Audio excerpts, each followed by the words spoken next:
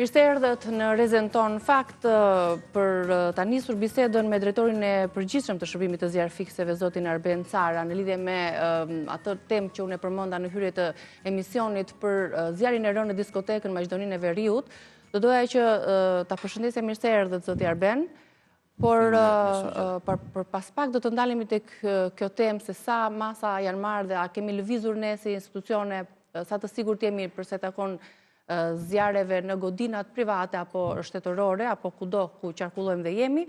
Do doja të ndalesh fillimisht te një aksident i rënd, tragjik, i ndodhur në orët e para të mëngjesit të sotëm në Fushë Shprez, ku një makinë përplaset me betonjeren, shpërthen në flak dhe kanë humbur jetën 4 të rinj. Drejtuesi betonjeres është larguar, është njoftuar patjetër edhe zjarrfikse, e cila ka arritur në kohë, po pa mundur të shpëtojë askënd sepse aty gjithçka kishte marrë fund. Trupat kanë qenë, zjarrfikses kanë qenë në vendngjarje, por tregojmë pamje tonat të sjella nga zoti Arben, nga vendi i ngjarjes, forcat e zjarrfikses duke bërë punën e tyre, por siç e thash edhe një herë, siç e shihni, makina është shkrumbuar tërësisht, nuk kanë mundur të shpëtojnë. Trupat kanë mbetur pa jetë në momentin e përplasjes, apo jo? Kur është njoftuar zjarrfikse zoti Arben? Jo të mëngjesit, por në orët e mesit natës, le të themi në orën 12:04, në sallën operative të zjarrfikseve kam pritur një telefonat, ku është lajmëruar për një përplasje, një aksident i mundshëm shoqëruar me zjarr në zonën në rrugën, segmentin rrugor Vor Fushë Shprez. Me njëherë shërbimi zjarrfiks është vënë në lëvizje para një stacion zjarrfiks që ne kemi në bashkinë e Vorës, ku për një kohë për 7 minutash kanë arritur në vendngjarje, kanë konstatuar që automjeti ka qenë i përfshirë i gjithi nga flakët, pra ka qenë në masën 100% në flak. Kjo dyshohet nga përplasja e fortë që ka pasur dhe shikohet në pamje me betonjerën e cila ka qenë në lëvizje. Dyshohet që patjetër 4 të rinj ka pasur një shpejtësi te normave të kërkuara. Pra, dyshohet që ka pasur një shpejtësi te normave të lejuara, pasi ekspertiza do të nxjerrë se sa ka qenë dhe shpejtësia e këtij automjeti, pra në momentin e përplasjes, dhe duke qenë se paraprakisht nga informacionet paraprake që kemi nga DSZ-ja, drejtuesi i shuar e zjarrit, në momentin e para që ka mbritur në vendin e zjarjes, thuhet që makina ka qenë me benzinë gaz. Atëherë kemi pasur, patjetër është një faktor shumë i rëndësishëm sepse kemi të bëjmë me gazra dhe lëndë lehtësisht të djegshme, siç është benzina dhe gazi, ku pika e flakërimit të tyre është në momentet e para është 1000 deri në 1500 gradë, që do të thotë çdo gjë është përfshirë nga zjarri menjëherë dhe minutazhi koha e reagimit të shërbimit zjarrfiks ka qenë në parametrat e lejuara sipas ligjit. Por shumë i rëndësishme në këtë rast është kur është lajmëruar dhe nga kush është lajmëruar shërbimi zjarrfiks, si ka rrjedhur telefonata e këtij aksidenti. Drejtuesi i betonjeres është larguar, 4 të rinj kanë mbetur brenda makinës duke kanë humbur jetën dhe e gjithë kronologjia e ngjarjes do të shikohet nga grupi hetimor, pra kush ka qenë personi i parë që ka lajmëruar, do të merret në pyetje ky person, pas sa minutash, pastaj kjo është shumë e rëndësishme përmenda, shumë e rëndësishme nëse në një vendngjarje ndodh një aksident, ndodh një zjarr, në momentet e para çdo person duhet i drejtohet shërbimit i cili është për ndërhyrë në këtë rast. Në këtë rast forca reaguese e parë për ndërhyrjet, për zjarre, për shpëtim dhe për aksidente të rrezikshme, pra është shërbimi zjarrfiks, por edhe policia e shtetit njëkohësisht. Ka në shumicën e rasteve kur kemi të bëjmë me zjarr, qytetari drejtohet ndoshta edhe policisë së shtetit nga mungesa e informacioni që duhet të njoftojnë në numrin 128, sepse koha e reagimit është shumë e rëndësishme për ne. 40 deri në 60 sekonda është koha e reagimit daljes nga stacioni të një trupi zjarrfikse. 40 sekonda është gjatë ditës dhe 60 sekonda natën, që ata duhet të jenë të gatshëm dhe duhet dalin nga stacioni.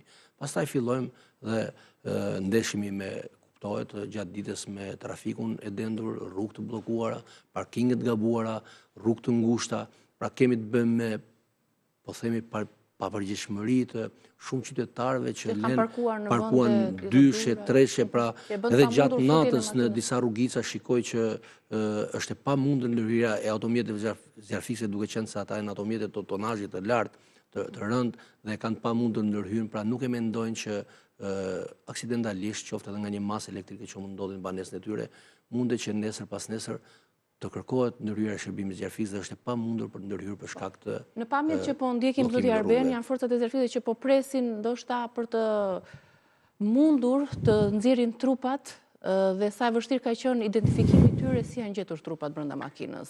Në momentet e para janë marrë zjarfikësi janë marrë me fikjen e zjarrit, e cila pra automjeti siç e thash ka qenë 100% në flak, kanë arritur të lokalizojnë vatrën e zjarrit dhe më pas është dashur për të prerë automjetin në mënyrë që trupat të cilët ishin bllokuar brenda nga përplasja fort, makina ka psuar dhe deformime dhe trupat kanë qenë të karbonizuar dhe bllokuar brenda, për të nxjerrë këta trupa nga automjeti është dashur të hyet me mjetet prerëse që zjarfikëset kanë për të nxjerrë këta trupa dhe më pas për të bërë identifikimin e tyre në morg. Kur mbërritën trupat, vazhdonte zjarri, pra arritën ta shuajnë atë zjarr që patjetër është lokalizuar por që nuk arritën dot të shpëtonin asgjë. Siç e shikoni edhe në pamje, automjeti është djegur plotësisht dhe trupat e personave kanë qenë pothuajse të pa identifikueshëm në pamjet parë nga ana vizuale për shkak të djegjes së madhe që ato kanë marrë. Kemi pas bëme, pra dyshoj që automjeti do shikohet nga ekspertiza se nëse është e vërtetë apo jo, ka qenë benzin, gaz dhe siç e thash, temperaturat e flakrimit dhe djegja ka qenë e menjëhershme, përplasja ka qenë fatale, shumë e fortë. Duhet të shikojmë nëse këta të rinë kanë qenë apo s'kanë qenë në shpejtësinë të normave të lejuar, kanë qenë në efektin e alkoolit apo s'kanë qenë, pra do të shikohet, autopsia do nxjerrë gjithçka, do zbarë gjithçka dhe se si ka ndodhur dhe si ka qenë kronologjia e gjithë ngjarjes. E kuptoj. Betoniera ka qenë në lëvizje sipas mendohet që duhet të ketë qenë në lëvizje, për sa kohë në një segment rrugor rrugë nacionale, mundet të ketë qenë në lëvizje, mund të ketë qenë dhe ndaluar. Këtë nuk mund ta themi, pasi vet autori i cili dyshohet që është larguar nga vendi i ngjarjes, duhet ta konstatoj këtë gjë, duhet ta pohoj në momentin kur ka ndodhur kjo gjë, ka qenë në lëvizje apo ka qenë qëndruar aty. Pavarësisht se identifikimi i trupave ka qenë tehet i vështirë sikundër ju e thatë për shkak të karbonizimit që ato kanë marrë nga flakët e zjarrit, nga puna që është bërë identifikimi i tyre, 2 prej të rinjve kanë qenë vëllezër. Sipas informacioneve që kemi nga kolegët tanë, nga njoftuar patjetër familjarët, po punohet përmes autopsisë të kuptohet diçka më tepër se si ka ndodhur ky aksident, që nuk arriti dot të shpëtoj asnjërin prej të rinjve të ndodhur në automjetin e bërë shkrumpehi sikundër e shihni në këto pamje të siguruara nga drejtori i përgjithshëm i shërbimit të zjarfikseve. Gjithsesi, kolegët tanë patjetër në studio televizive do të merren me këtë ngjarje, do të ftojnë patjetër persona të tjerë për të dhënë dhe treguar më tepër detaje se si dhe çfarë ka ndodhur në të vërtetë në orën 12 të natës me 4 të rinjt dhe pse është larguar drejtuesi i betonierës apo diçka më tepër. Le të kalojmë tek tematika tjetër që kemi ftuar zotin Arben Cara, pas zjarrit të rënd sa ditë më parë në një diskotek në Maqedoninë e Veriut kanë humbur jetën 59 të rinj për shkak të mungesës së kushteve të sigurisë pas ndodhjes së një zjarri. Pse ndodhi, si ndodhi, çfarë ndodhi, por me këtë pjesë janë marrë kolegët tanë, padyshim është një lajm i disa ditëve më parë. Të gjithëve ne na kanë shkuar në mendje kjo pyetje. Po ne i kemi kushtet e duhura? A jemi të sigurt në godinat që shkojmë, në godinat e diskotekave, në qendra të ndryshme tregtare, godina private apo shtetërore? A janë godinat tona të mbrojtura apo jo? Përpara se të fillojmë bisedën me zotin Arben, le të ndjekim një sert mbi gjithë çka ka ndodhur këtë ditë.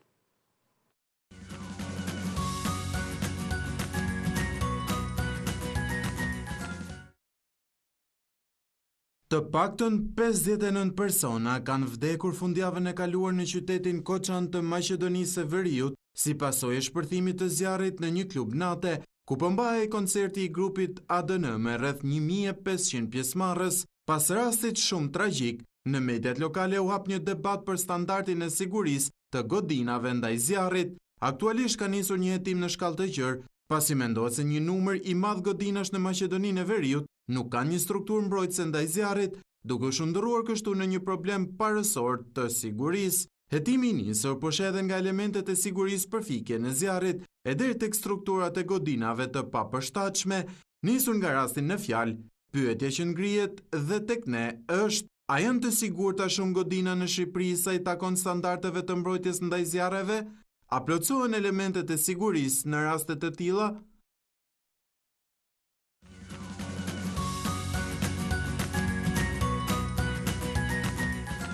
Atëherë, zoti Arben, a keni bërë një inspektim? Besoj të gjithëve ju, kur keni dëgjuar këtë lajm, ju është bërë kjo pyetje nga shumë qytetarë të shqetësuar në fakt për sigurinë. Atëherë, shërbimi zjarrfiks funksionon mbi bazën e ligjit 152/2015, i cili në tërsinë e tij ka dhe të detajuara se çfarë duhet masash duhet marrin të gjithë objektet në sot që kemi në aktivitetet sipër. Drejtoritë vendore, çdo drejtori dhe sektor në nivel vendor që në 61 bashkitë kanë të ngritura zyrën e parandalimit, e cila funksionon në inspektime periodike, të përditshme, po themi, me autorizimin inspektime, duke i klasifikuar objektet nga ato me rrezikshmëri më të theksuar deri tek objektet më të thjeshta, më të lehta, pra që ne kemi sot aktualisht. Vazhdojnë inspektimet periodike në çdo rast, duke filluar nga Tirana, që është një nga qytetet më të mëdha dhe ka aktivitetet më të mëdha për sa i përket dhe numrit personave. Nga këto inspektime, janë gjetur problematika në godina, se besoj inspektimet janë shtuar tani me rastin që dëgjuam dhe na vën në sistem alarmi. Patjetër që ka inspektime në çdo rast dhe keni të janë dhëna shtuar statistika inspektor, nëse ka patjetër godina që me kemi. probleme? Ne vetëm, atëherë unë do të jap të statistika, vetëm vitin e kaluar ne kemi pasur 2227 raste gjithsej ndërhyrje.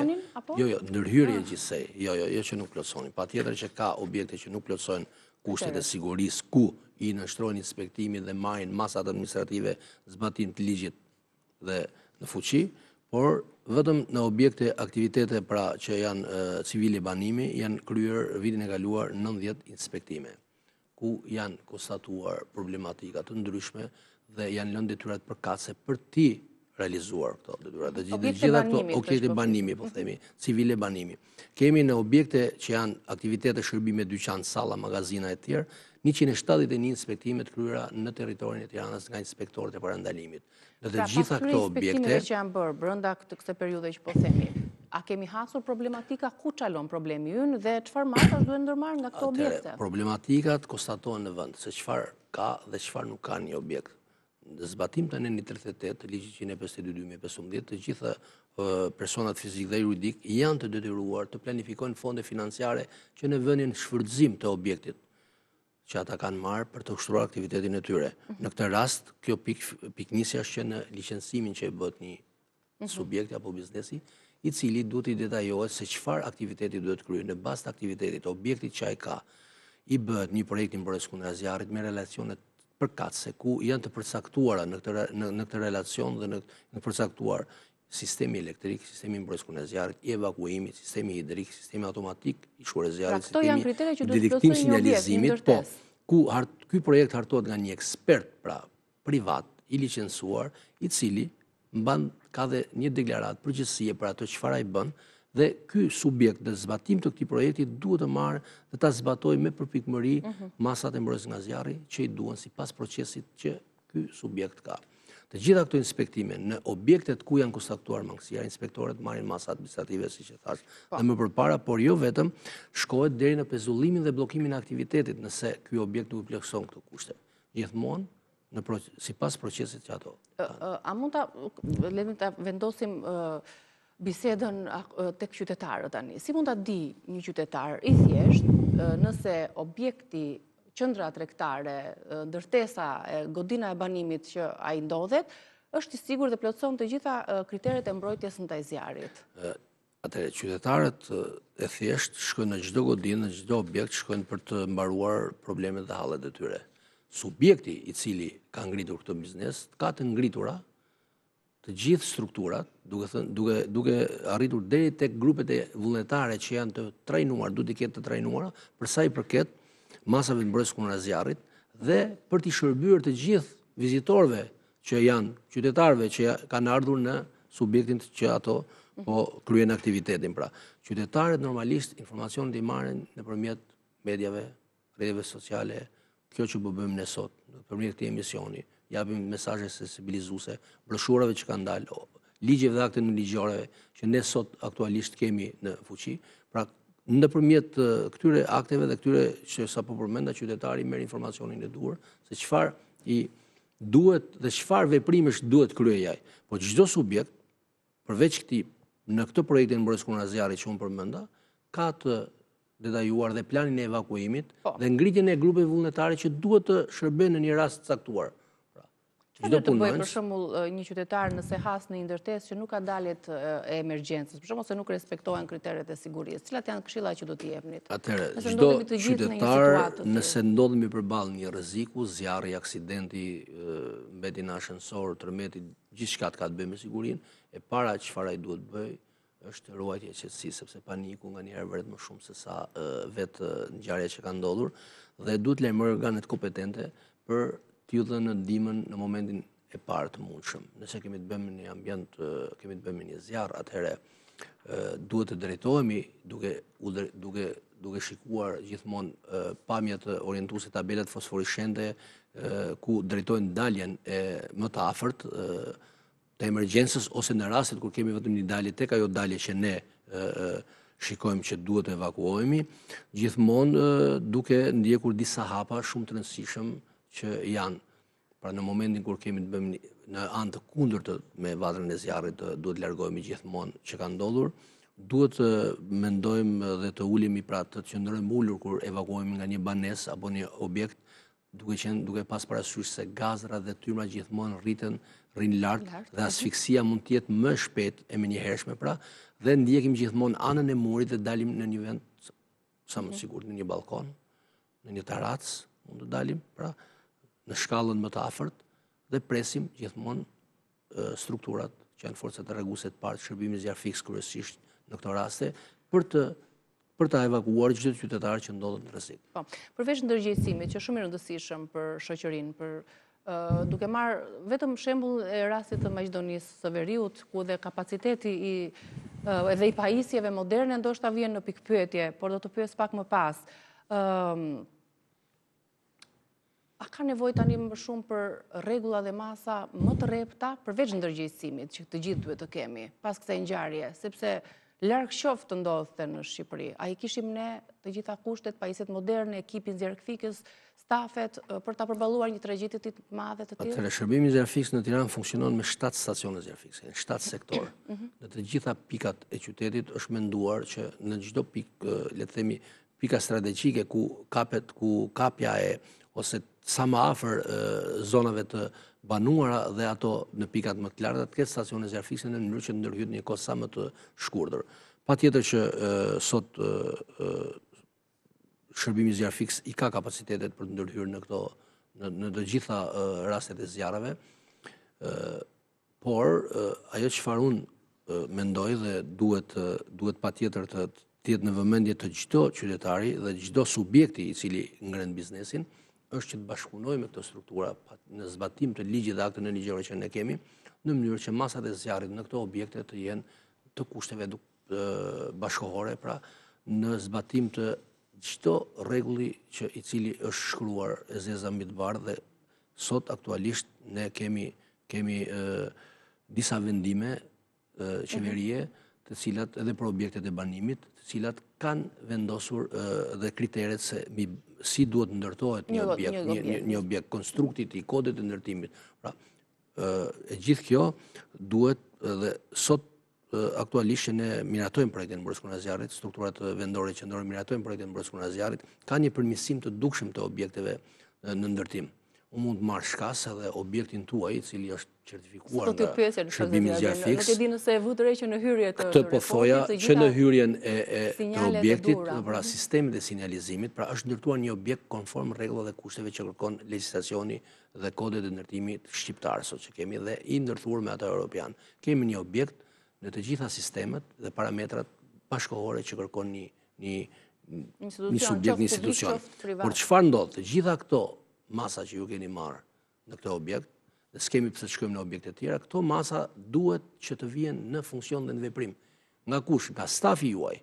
Stafi juaj, pra administratori, ka vendosur të cakton një përgjegjës sigurie në këtë rast, ku ngren një grup vullnetar dhe gjithë mirëmbajtja dhe gjithë stafi duhet të trajnohen për mënyrën se si duhet të vjen në funksion këto pajisje për aq sa ata kanë mundësi t'i përdorin, sepse disa pajisje në këtë objekt, siç është sistemi hidrik, që është shumë i rëndësishëm për shërbimin e zjarrit fiks, është vendosur pikërisht për t'i shërbyer shërbimin e zjarrit fiks në rastet e zjarreve me përmasa, në mënyrë që këto pajisje të përdoren nga zjarrfiksit, cilët kanë dhe pajisjet speciale për ta vendosur flakën nën kontroll. Pajisjet e tjera shtesë që janë tabelat orientuese fosforiscente, sistemi ndikimit sinjalizimit, janë pajisje orientuese dhe sinjalizuese për t'u sinjalizuar për stafit për t'u evakuuar në një kohë sa më të shkurtër. Ajo çfarë më bëri dhe përshtypja dhe më erdhi mirë, që pash ishin dhe dyert hapen sipas rregullores.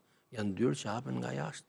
Nga brenda jashtë, në mënyrë që mos të krijohet vakume dhe bëmimi i gazave dhe vakumi që krijohet në një rast zjarri në ambient të brendshëm, arrin që një derë, nëse hapet nga brenda, të arrin deri në 800 kuaj fuqi dhe mos të hapet në një moment saktuar ku ti do të evakuosh. Pra ky mund të jetë një kriter shumë i domosdoshëm për t'ia fiksuar dikujt në ekran që dëgjon këtë bisedë.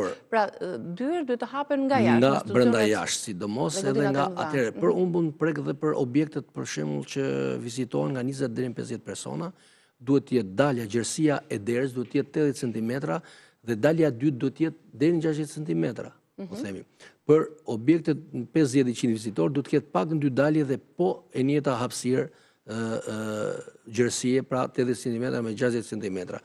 Pastaj vin duke u shtuar nga 100 deri në 200, pra duhet të jetë 180 cm gjerësia e dy daljeve për shkak të numrit të densisë së vizitorëve që ka brenda, sepse rritet numri, duhet rritet dhe gjerësia e dyreve, deri tek po themi dhe 500 deri në 1000 vizitor, që duhet të ketë 3 dalje dhe të paktën gjerësia e derës duhet të jetë 180 cm. Të gjitha njohuri ata që ndërtojnë godinat. Të gjitha këto njohuri patjetër që i kanë, sepse bën fjalë në projektet e mbrojtjes kundër zjarrit, të arkitekturës, të konstruksioneve që bëhen sot aktualisht bëhen nga inxhinier, nga ekspert që kanë mbaruar një arsim përkatës për këtë punë.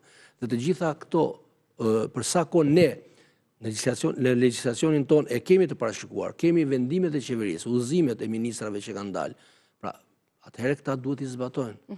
Përveç godinave ku keni bërë inspektime, po diskotekat i keni inspektuar këtë periudhë për shembull? Patjetër, jo vetëm këtë periudhë, vazhdon inspektimi periodik nga inspektorat e MZSH-s nëpër diskoteka, objekte që jo vetëm diskotekat, ne kemi lokale për evente që bën dasma që numri i personave kalon është shumë i madh në shumicën e rasteve. Të gjitha këto i nënshtrohen, janë subjekt inspektimit dhe siç e përmenda edhe më përpara, në zbatim të NN 38 ligjit 152, të gjithë këto persona juridik dhe fizik janë të detyruar të marrin masat.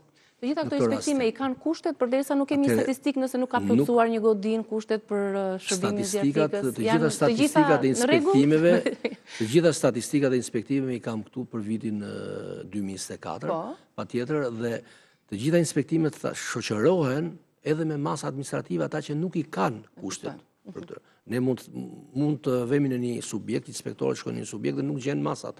Dhe në bazë të mangësirave që ato kanë, marrin masën administrative, lihen detyra për një kohë të caktuar dhe këto detyra realizohen nga subjekti dhe më pas ai certifikohet dhe merr një certifikat sigurie për mbrojtje nga zjarri dhe në çdo rast inspektori i MZSH-s her pas here bën inspektime periodike, rinspekton këtë objekt për ta parë se sa i ka zbatuar dhe sa i mban këto, kurse mund të zbatohen për një moment dhe kushtet dhe çdo gjë është e konsumueshme.